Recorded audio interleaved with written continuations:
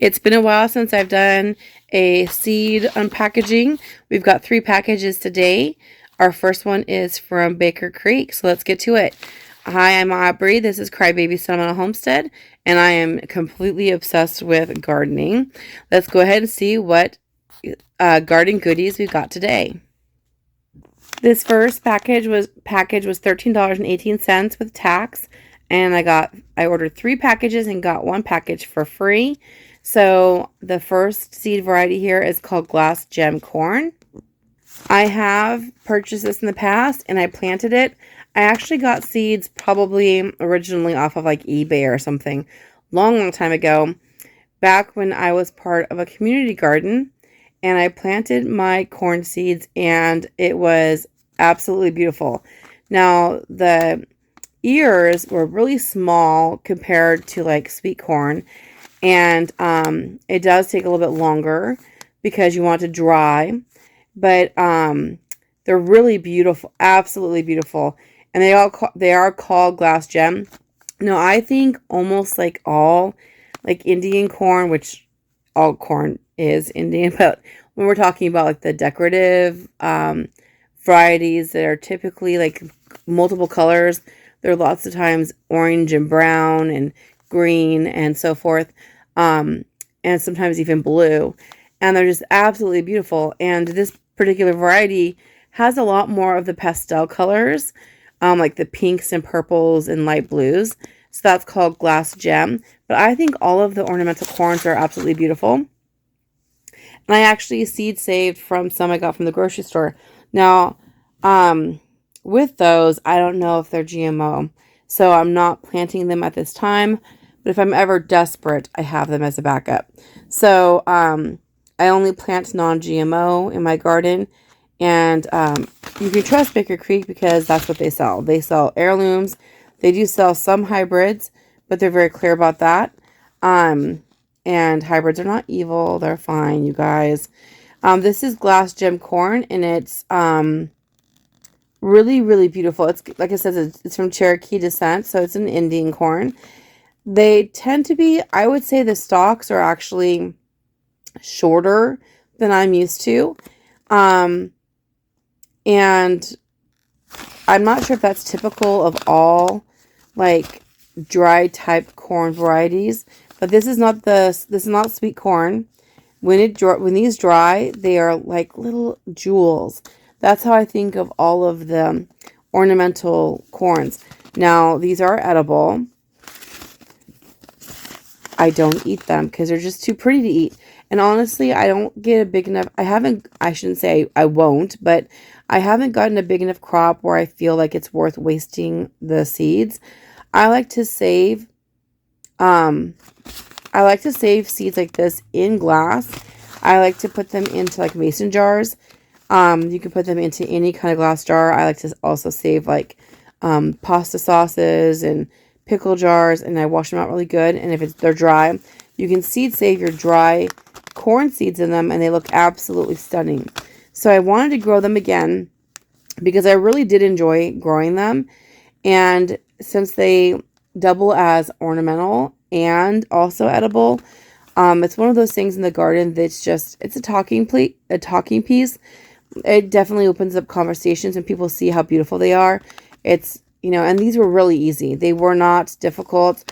I didn't have any problems with them whatsoever. So this would actually even be good in a children's garden. So super easy. And I'm going to be planting those as well. So glass gem corn. My next package here, packet is ground cherries. This is Mary's Niagara. And I think it's like New Hanover and Aunt Molly's. And then I've got some unnamed varieties, but this one's called Mary's Niagara, and I don't have this one as far as I know. I love growing ground cherries. They're delicious. They taste like a tomato, and a pineapple had a baby. They're really delicious. One word of caution is you do want to let the fruit fall off the plant. So it has this little paper husk, and when it's ripe, they fall down, and you peel the paper husk back, and if they're green, they're not ready. Even if they've fallen, put them in a bowl or something, put them in the fridge, and just let them turn green or turn to yellow. Don't eat them while they're still green because they will still have some toxic aspect to them. You want them to be bright yellow. That's when you know that they're ripe. But these are easy. They're kind of like a small tomato plant. The ones I've grown anyway have been really short. And sometimes I'll think there's no fruit. And then I'll pull back the stem and the foliage and there'll be a bunch on the ground. Which is perfectly fine because that little paper lantern keeps the fruit nice and safe. Also really cool, if you don't harvest all of it and you leave the fruit in the husk over wintertime, I've gone outside after it was like frosty and snowy and stuff. I've seen the lantern intact, completely empty of fruit, just full of the seeds. And that's my favorite way of seed saving is in the wintertime to find some. Now, I always do squeeze a few out and then like save the seeds just the way you would do when you ferment tomato seeds. But if you leave a few on the plants, then you're going to pick them up and you're going to get them. It looks really cool because like it looks like you have this beautiful little and lantern. It actually kind of decays away so you can see through it. It's almost like translucent. And it will just have seeds all around it. And it's super easy to collect seeds that way. So if you leave a few, if you miss a few and you don't realize it, you will have those. And then you might end up having some volunteers the next year. So I love growing ground cherries. They're absolutely delicious. Also another good conversation starter for your garden. Because lots of people will be interested. What is that? Where did you get it? This is strawberry spinach. I've planted this before as well. So this is called strawberry spinach, and it's not true spinach, and it's not truly strawberries. It's a spinach substitute that has these edible berries. I planted them before, not from seeds from Baker Creek, but from some seeds I got off of eBay like 20 years ago or something. And they were underwhelming. They grew just fine. It tasted like nothing, basically. The fruit tasted like nothing, and they were really small plants. So I'm going to give them a better chance because the commercials that I've seen for the strawberry spinach for this variety recently shows them being a lot more like substantial. So I'm going to give them another chance. I'm going to give them better soil, a little bit more TLC, and just see if it's worth growing. Honestly, even if there's no flavor, to have pops of color like in your salad or something, I think it's worth growing them for the color and nutrients and having just like having diversity in your salad. So it's like not all one thing. I think it's worth it. So I'm going to give it another try, and I'm hoping that it's going to be a bigger plant because the plants I had before were really, like I said, underwhelming. But again, I don't really trust always buying seeds off of eBay. Sometimes it's hit or miss. You might have a really good vendor that's on there. It's like some backyard gardener who just really knows what they're doing. And sometimes you get somebody who's giving you the seeds that they just don't want. So you just don't know until you do. Free seed variety I got with this order is the Danvers half long. I've gotten them for free before, but you know what? I always say about the free seeds is, and I'm feeling it, there's not a ton of seeds in here, but there's some. Don't look a gift horse in the mouth, if you know what that means.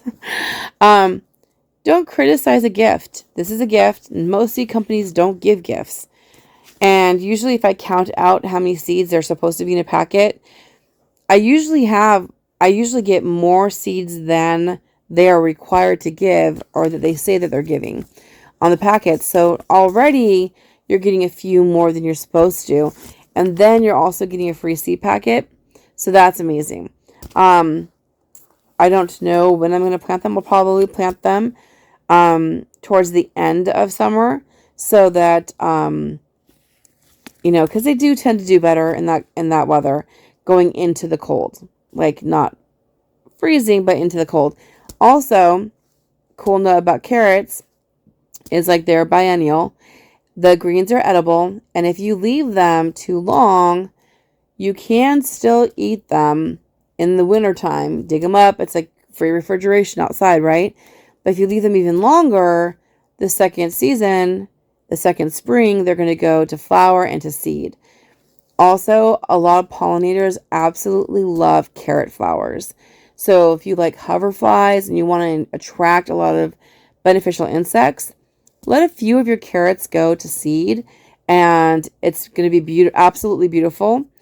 And then you're also going to have more seeds than you ever know what to do with. So you can turn a few seeds into just hundreds and hundreds of seeds by letting them mature. Let's go ahead and get into the next package. Go ahead and tear into the second package here.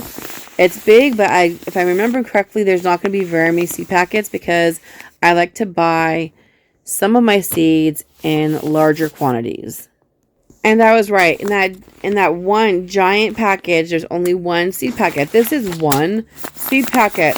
It is a lot of seeds, y'all. So what do we have here? We have purple top white globe turnip. What kind of craziness is this? I bought a pound of turnip seeds, and that's because you can eat turnip greens and the turnips.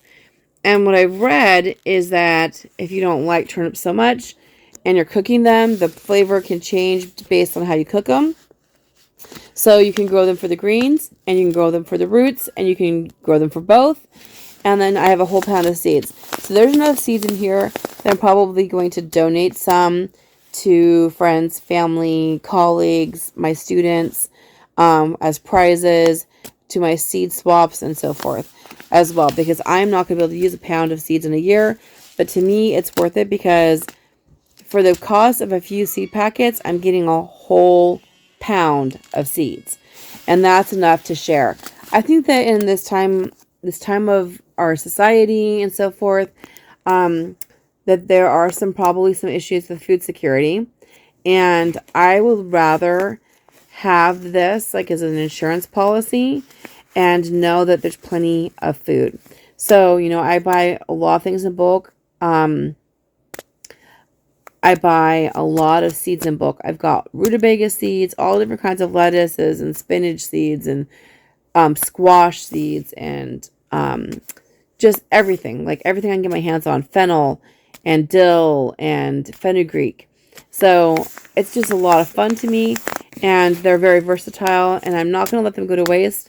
I've been giving out thousands of packets to people around me, and one of my next projects that I'm thinking about doing is giving out seeds to my neighbors. So let's go ahead and get into our last package, and then we'll wrap it up.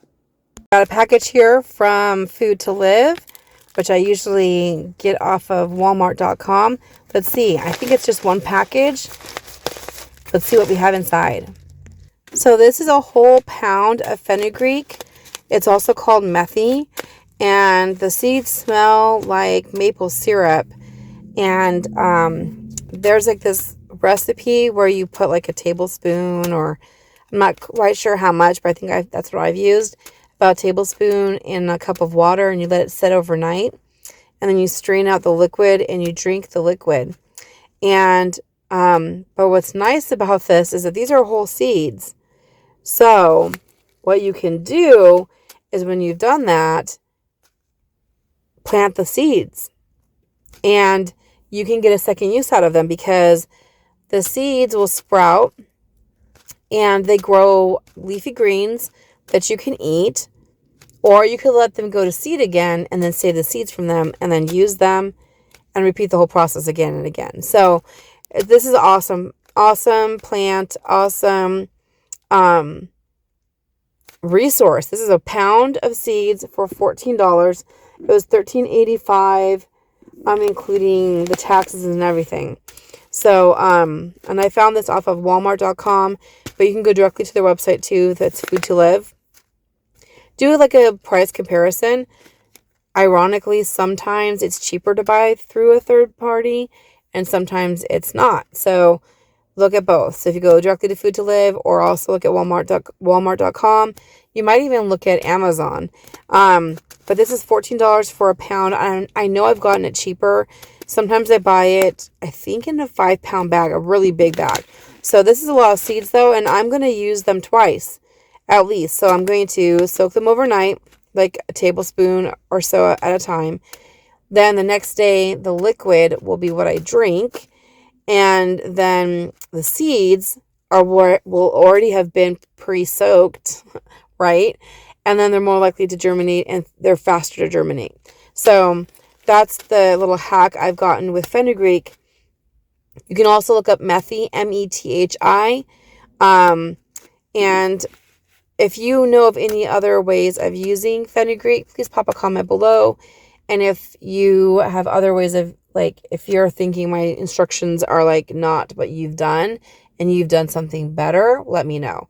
But that's what I've done is I just soaked it, and it says warm water, but I've soaked it in like room temperature water. I mean, if it's in the water for 5 minutes and it starts off warm, in like 5 minutes, 10 minutes later, it's not warm anymore. So room temperature water is fine, but I just like soak it, or maybe even soak it and put it in the fridge. And then the next day I drink the liquid, and again, the seeds that are pre-soaked.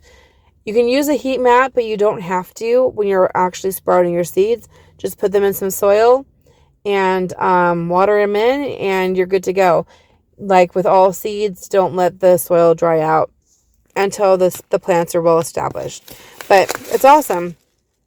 So this is very, like you're getting 2 for 1. You're getting the liquid, which is going to be like a tea, and you're also, and that's medicinal, and you're also getting the seeds that will have already been soaking. You guys, do you see what I'm saying? Like, you're not going to throw those seeds away and then grow some other seeds. I would use them and then I would plant them, which is kind of crazy because usually when you use something like that, you're crushing it. You don't have to crush them, just soak them. And you get the 2 for 1 in that way. So anyway, I'm really excited about these because I love the smell. I honestly think, like, if you take a little sachet, like a little, like even like those little mesh muslin or tulle little bags, put some in there and like put a ribbon around it, put it in your drawer. It smells amazing. Like, you will smell like pancakes. Like, it's so yummy. Anyway, and I don't think it even really needs sweetening, but you could put some stevia or Splenda or something. I'd probably try stevia because it's really natural. And I like to grow stevia. So you could put this with some stevia, and it's just lovely. Lovely. Well, we got lots of packages. We have 3 big packages, that we went through from Baker Creek and from a couple of other vendors. But we got fruits. This is fruit. We got root. We have grain. We have root crops, more root crops, leafy greens, and fruit. So we've got fruits, vegetables, grains, root crops. We've got carbs. We've got micronutrients, calories. This is so important, you guys. If you don't already garden, I really want to encourage you. Now is the time. Yesterday was the time. Last year was the time. A decade ago was even better. But a lot of people think that they're going to just start a garden and hit the ground running, and all of a sudden they're going to like grow all their own food. There's a lot in the learning process of figuring out how things grow, how to space things, when to start, when to harvest, how to avoid pests. And it's really a lot of information. And so just get started if you haven't already, and keep adding new varieties because we are omnivores, which means we need a lot of different nutrients from a lot of different sources. So you want to make sure that you have a really healthy and balanced array of different kinds of seeds and plant material that's going to make up a big portion of your diet, possibly a lot of your diet in the future. So you never know what could happen in the future, and this is a really good insurance policy to grow your own food. Alright, everybody. You know what I say at the end of my videos. Be good, be sweet, grow a garden if you want to eat, and I'll see you next time.